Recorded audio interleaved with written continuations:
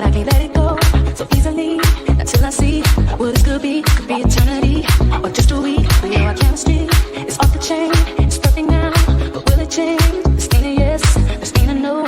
Just do your thing, we'll see how it goes. Oh, if you don't succeed, yeah. Dust yourself off and try again. You can dust it off and try again, try again. If at first you don't succeed, you can dust it off and try again. Dust yourself off and try again, try again.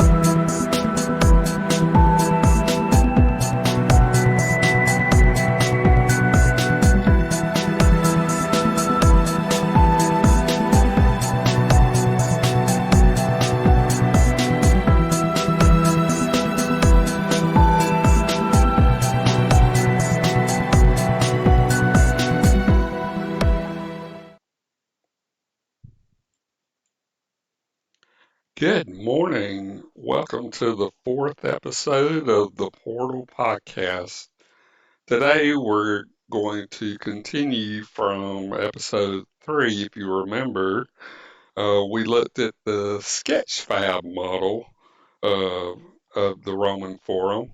And if you remember, slightly to the left of the Colosseum was the Arch of Titus. We're going to start our deep dive of the various buildings and ruins that are is still existing in the Roman Forum today. Before I get started, just wanted to say, can you believe how fast we're blowing through the month of November? I mean, my goodness, already on the 11th. Phew.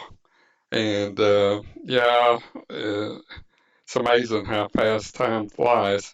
But as you know, this Portal podcast is all about time travel. If you going back to various places, so it's not surprising. So welcome back again to the Portal. I'm Bob Colbert, your host. And so let's go ahead and get started. We'll go ahead and look at the video. Today we have 2 videos, the normal Roman Forum video, and then we'll have a video specifically on the Arch of Titus. So I'll go ahead and start that. Let's see.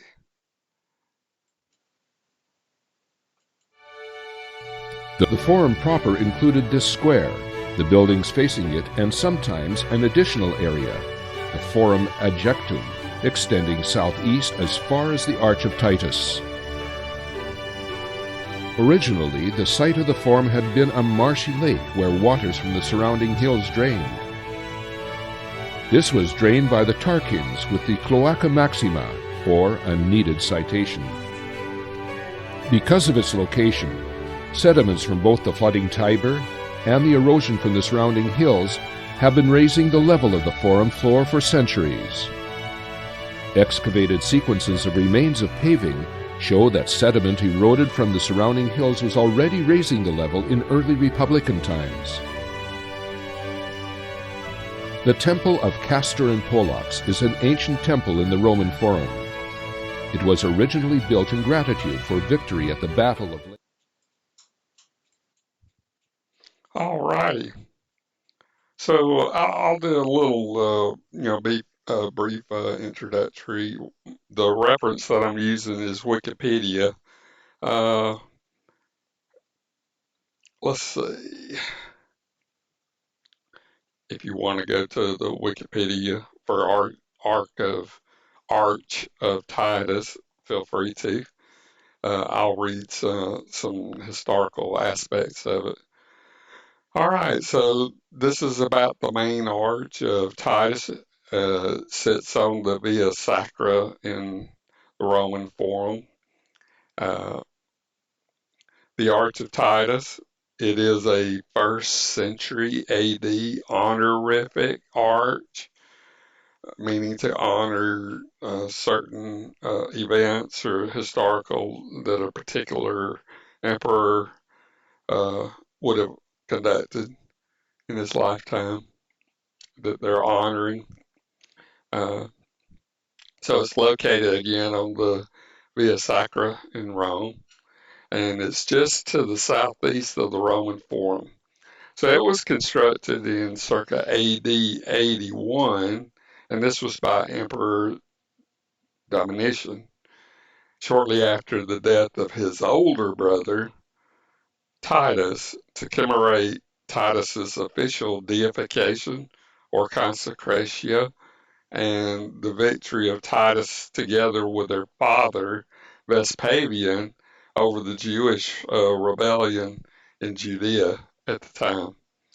The arch contains panels depicting the triumphal procession celebrated in AD 71 after the Roman victory culminating in the fall of Jerusalem.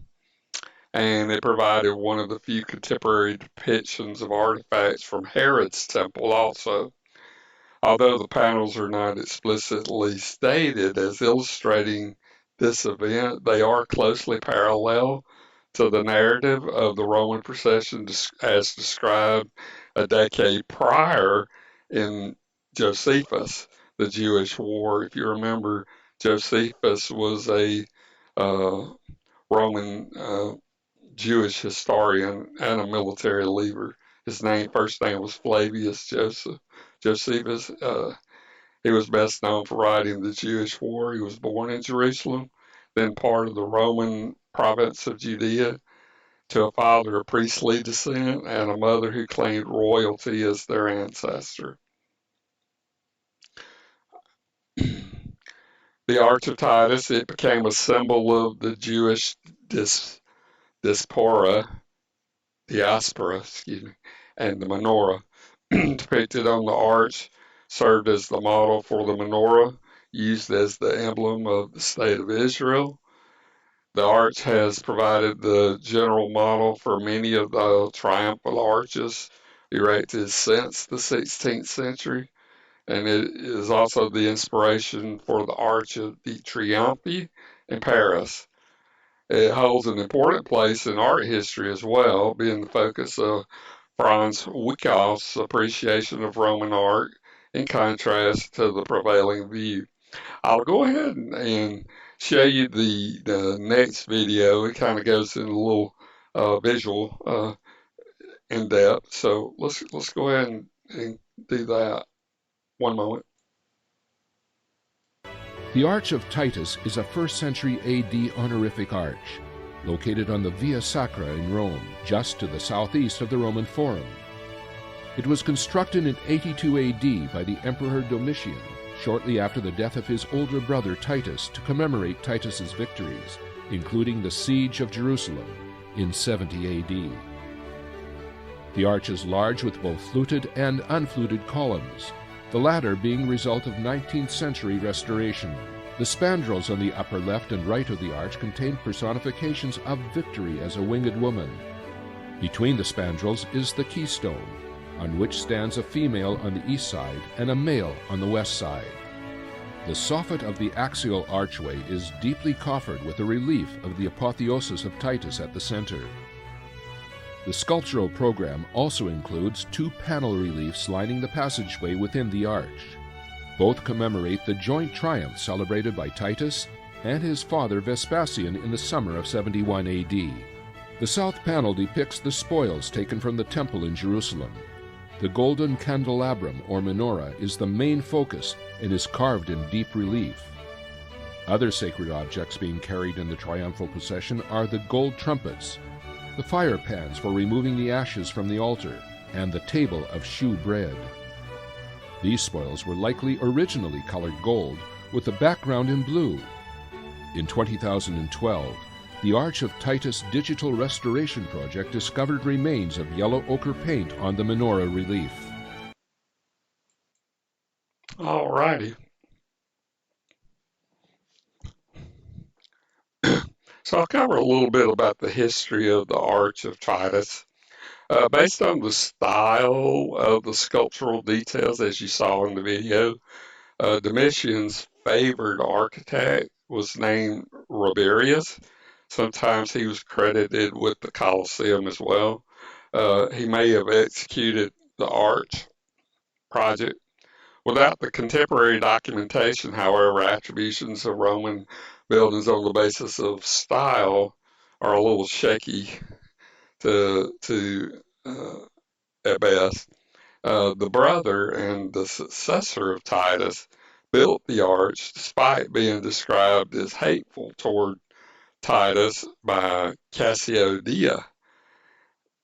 The medieval Latin travel guide Mirabilia Urbis Romae noted the document writing, "The Arch of the Seven Lamps of Titus and Vespasian, where Moses' candlesticks is having 7 branches with the Ark of the Covenant, at the foot of the cartulary tower."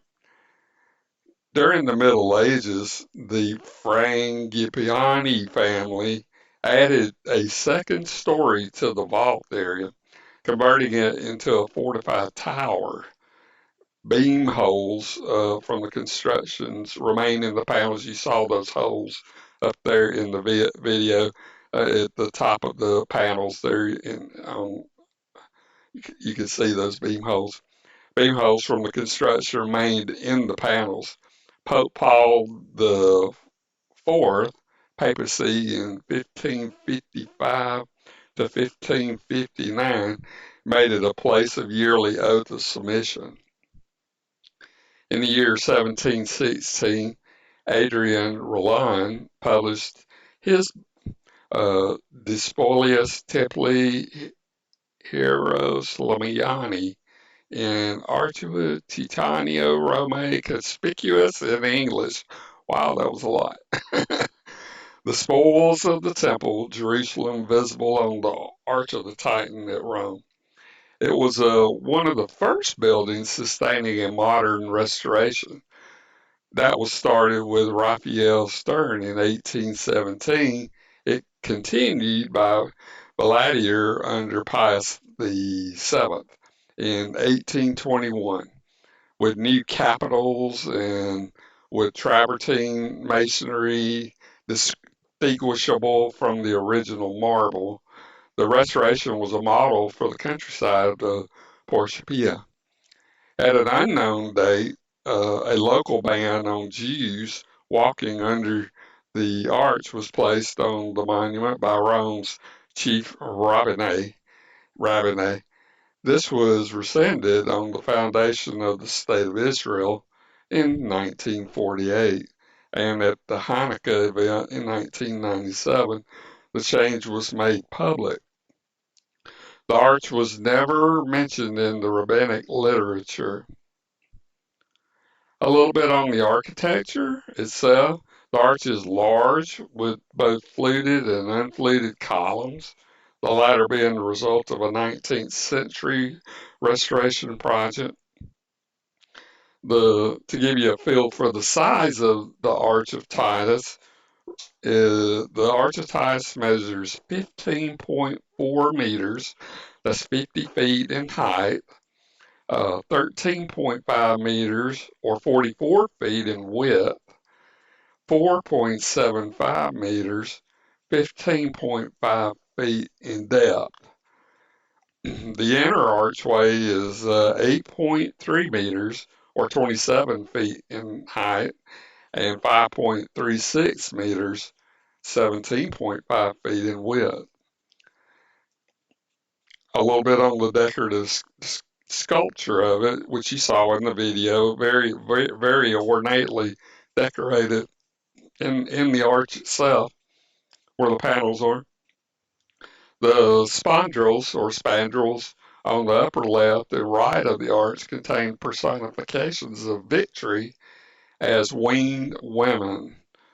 Between the spandrels is the keystone, usually like a keystone's like up there on the top, on which there stands a female on the east side and a male on the west side.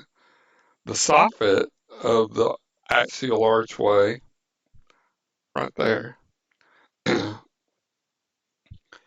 soffit of the actual archway is deeply coffered with a relief of Apotheus of Titus at the center.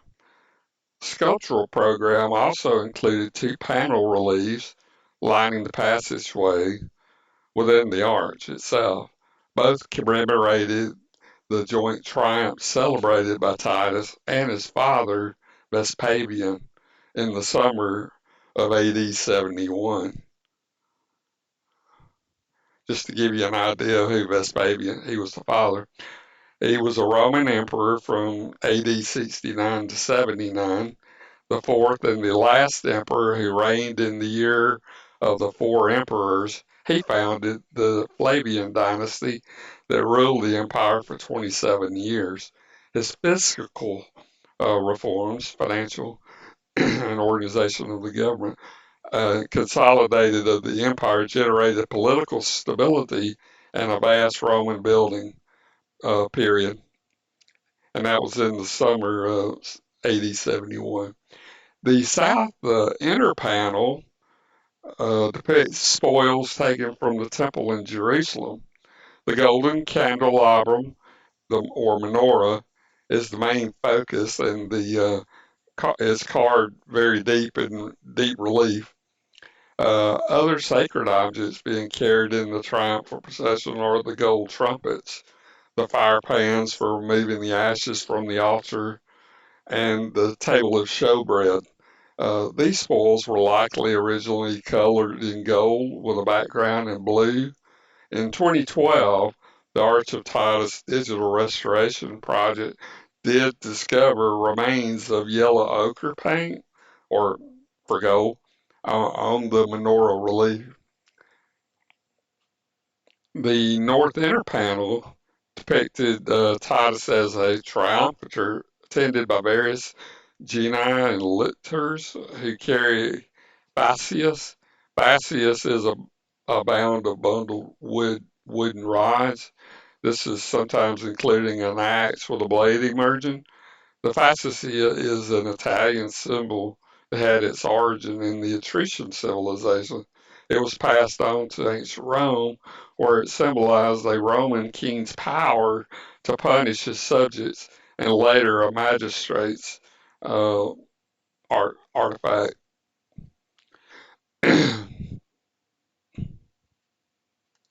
The north inner panel depicted Titus as a triumpher attended by various genii lictors who carried the fascias again. A helmeted Amazonian velour led the quadriga, or 4-horsed chariot, which carries Titus, the emperor. The winged victory crowns him with a laurel wreath. The juxtaposition is significant in that it is one of the first examples of divinities and human beings present in one scene together. This contrasted with panels of the Archaeological, where humans and divinities were separated. The sculpture of the outer faces of the 2 great piers was lost when the Arch of Titus was incorporated in medieval defensive walls.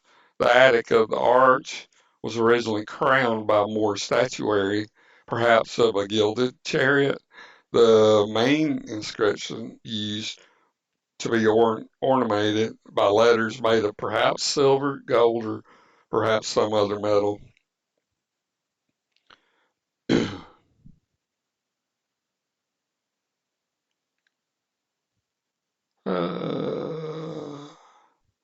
okay, in 1821 inscription, the opposite side of the Arch of Titus received new inscriptions after it was restored during the pontification of Pope Pius VII by Giuseppe Validier in 1821.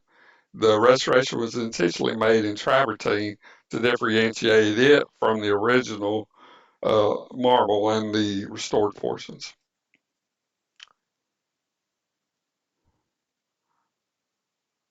All righty. Well, I think that's enough reading. Let me show you the video once again. I'll see you on the other side of that. So that, as you remember, we're kind of doing these in 60-second increments. And so most people's attention spans is about 60 seconds as far as history of math. So I wanted to go ahead and let you see again the Roman Arch of Titus.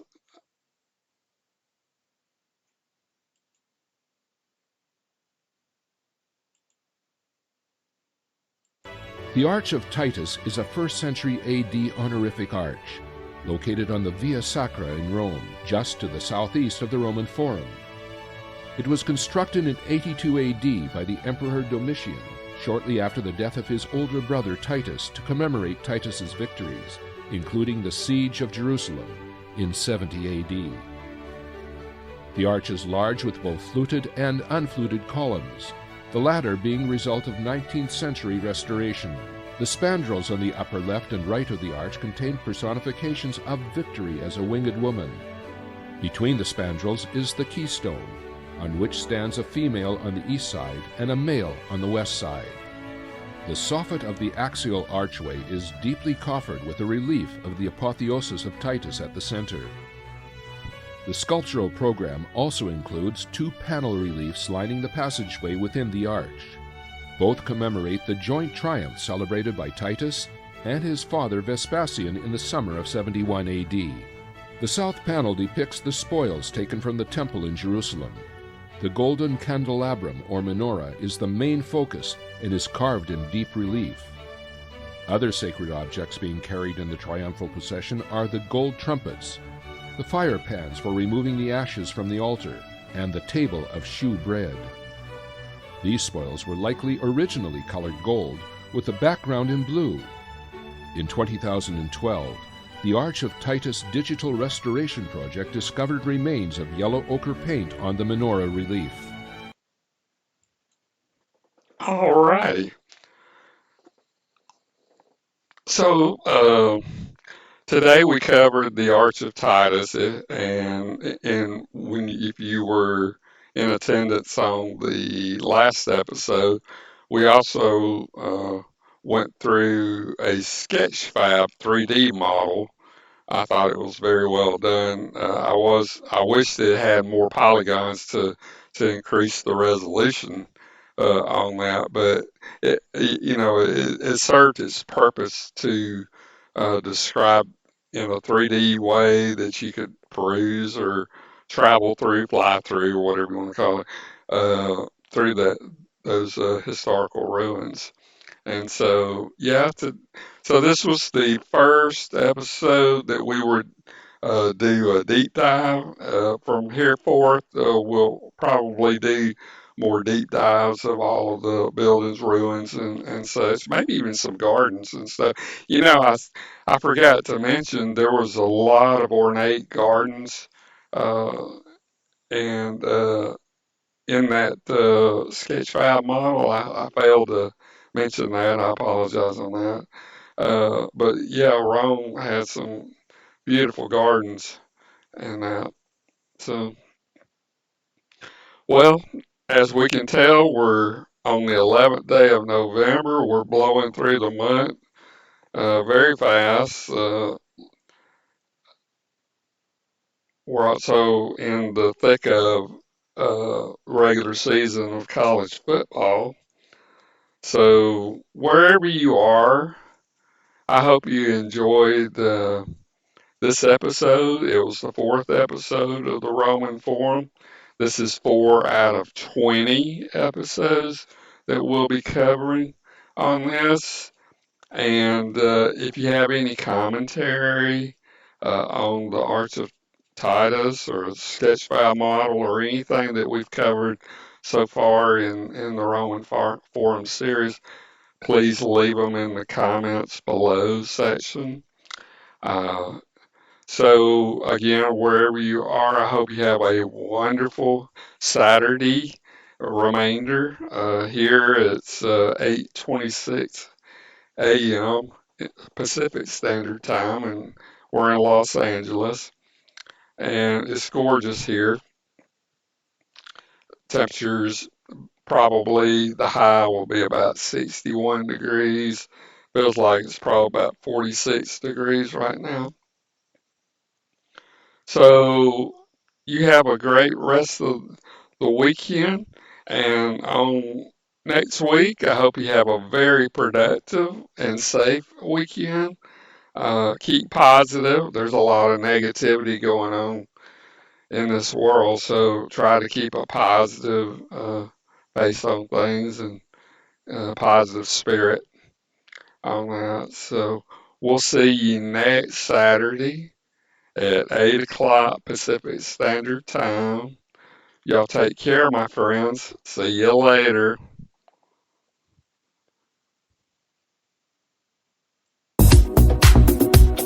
What you do, you into me, but I can't let it go so easily until I see what it could be eternity or just